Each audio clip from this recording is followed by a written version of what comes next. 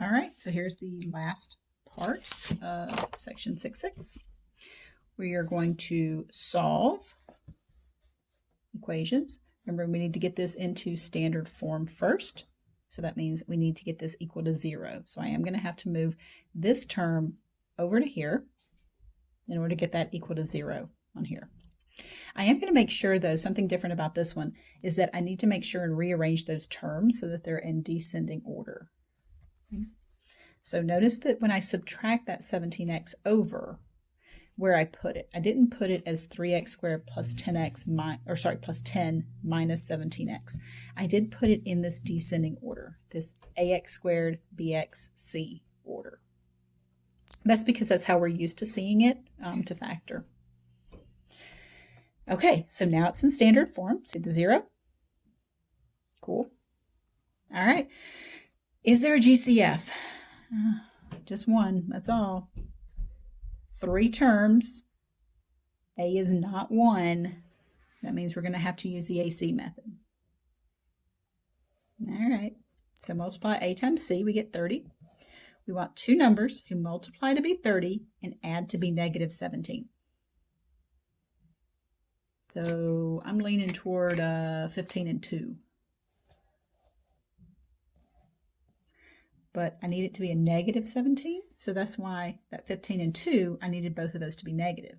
That way they multiply to be a positive 30 and add up to be a negative 17. So what I usually do is try to pick the numbers first and then adjust my signs accordingly.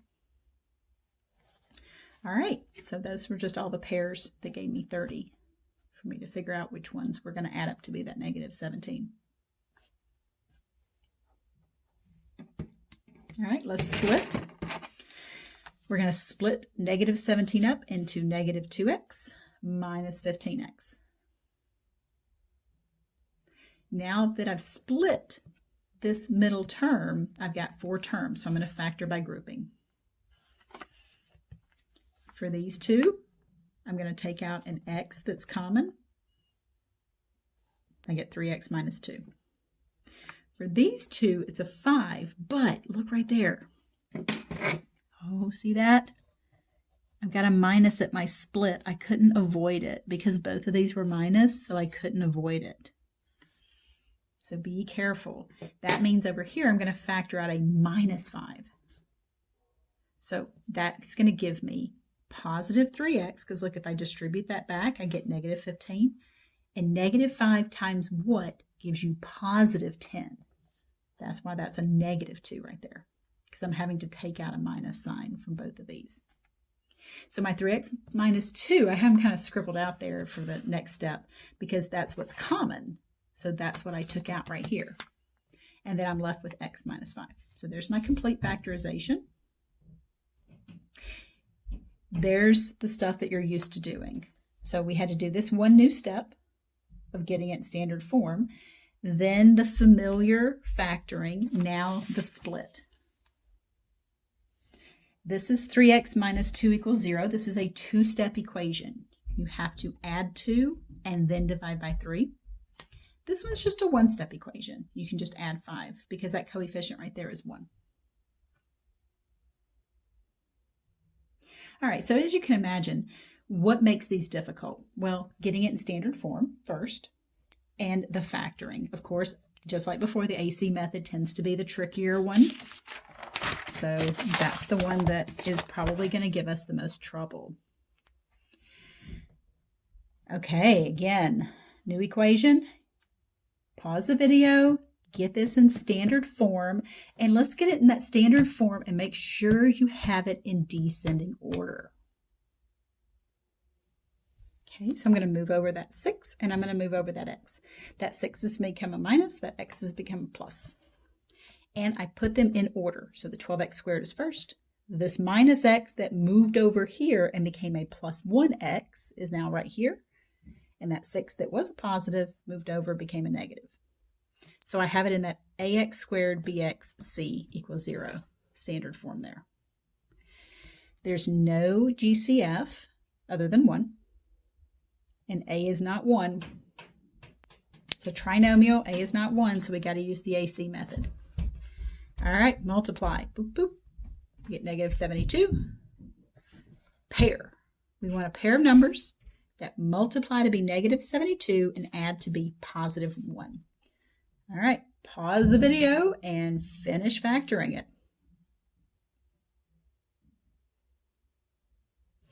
Okay, so I hope you got 8 and 9. And then it was just a matter of adjusting the signs. One of them needed to be negative in order for the product to be negative. So the 8 has to be negative because you want to add up to be a positive 1. If the 9's negative, then these add up to be negative 1. So that's why that one is the pair to go with. Split. So I need to split positive 1 into these two. So we get negative 8x plus 9x. Notice that order I wrote these in. I wrote them in this order because I wanted to keep a plus at my split if at all possible. All right, let's factor this by grouping. I'm going to take out a 4x from these two and a 3 from these two. That gives me 3x minus 2 as a common binomial for these groupings.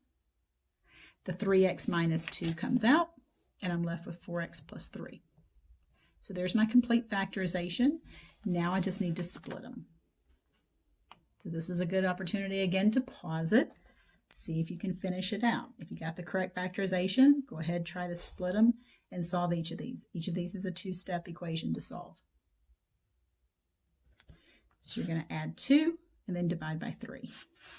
So I get 2/3.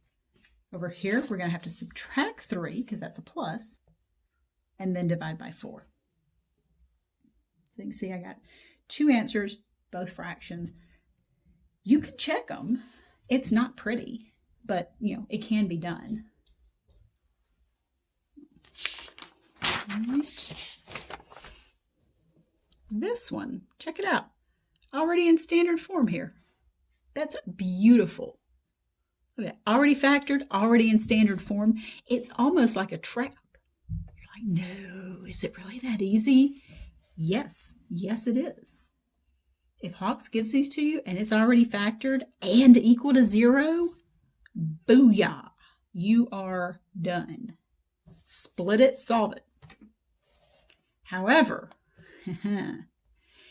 if it's factored and it's not 0, see, because that's not 0, we have to get it into this standard form.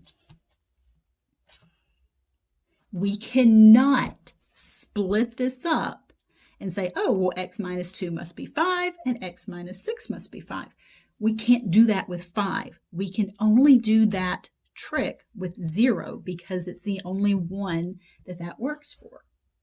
That's our 0 factor property that I started this section with. So how are we going to do this? Oh, you're not going to like it. We're going to have to multiply this out and then move that term over, combine it with the other constant, and then factor it again. It's very much of like, just kind of chasing your tail around. So I went ahead and moved that 5 over. You could have waited till the last step to do that, but we do need to FOIL this out or distribute that out. So distributing this out, we get x squared minus 6x minus 2x plus 12, and then there's the minus 5 that came from moving this positive 5 over to the other side to get that happy little 0 for my standard form. Now, these are like terms, and these are like terms. So I'm going to combine those like terms. So I get x squared minus 8x plus 7 equals 0. Now it's in standard form. So all this stuff was just to get it in standard form. Now we can factor this. So looking at this, it has no GCF to take out. The leading coefficient is 1. So it's a trial and error. 2 numbers who multiply to give you 7 and add to be negative 8. So it's going to be a negative 7 and a negative 1. Those multiply to be positive 7 and add up to be negative 8. Notice that this factorization is not the same as what we started. It shouldn't be. We have a brand new and improved polynomial now. So the factorization probably will be different. All right. So now we've got that factorization of x minus 1, x minus 7 equals 0. Split and solve those separately. We get adding 1 and adding 7. Whew, all right, so that finishes up 6-6. So you can see that there's just a little bit of new stuff added, but it involves a lot of old stuff. So it's really important that you've mastered or somewhat mastered the factoring. Okay? The next section, the last one in chapter 6 here, is going to be on word problems, where we have to set up the equation and then do all this stuff. So, good times! Woo!